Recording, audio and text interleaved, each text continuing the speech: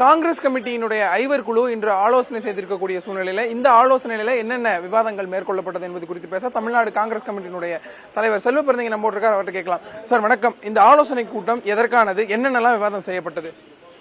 2026 சட்டமன்ற தேர்தலுக்கான ஆலோசனை கூட்டம் honourable Congress president, all India Congress committee Mallikarjuna Kharge 5 பேர் கொண்ட குழுவை நியமித்திருக்கிறார். இந்த குழு வாதித்தது, முக்கிய தலைவருடன் ஆலோசனை செய்தது.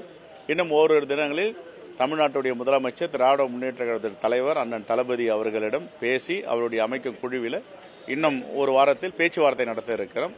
எல்லோரும் குழு அமைத்த பிறகு யாருடன் பேச்சுவார்த்தை என்ற சந்தேகங்கள்லாம் எழுப்பினார்கள்.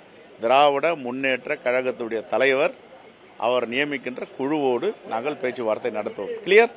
திமுக கூட்டணியோடு 2026 தொடருவோன்றீங்க. போன ஆட்சி 21 பெற்ற தொகுதிகளை விட இந்த தடவை கூடுதலா பெறுவதற்கு வாய்ப்பு இருக்கா? அதெல்லாம் நாங்க பேசி தீர்த்து கொள்வோம். இதெல்லாம் இப்ப சொல்றதுக்கு வாய்ப்பு இல்லை. தலைவர்லாம் கலந்து பேசி சொல்லுவோம். ரைட். இளைஞர்களுக்கு எவ்வளவு முக்கியத்துவம் கொடுக்க போறோம் சார்? இளைஞர்களுக்கும் பெண்களுக்கும் முக்கியத்துவம் கொடுப்போம். பாஜக முன்னாள் மாநில தலைவர் அண்ணாமலை இப்ப சொல்லியிருக்கிறது, பீகார்ல காங்கிரஸ் சந்தித்த தோல்வியை விட தமிழ்நாட்டிலையும் தமிழ்நாடு காங்கிரஸ் வேற, தமிழ்நாடு வேற. தமிழ்நாட்டில் பாஜகவுடைய வேலைகள்லாம் இங்க எடுபடாது. ஓகே. புதிய தலைமுறைக்காக ஒளிப்பதிவாளர் கேசவனுடன் செய்தியாளர் வீரகுமார்.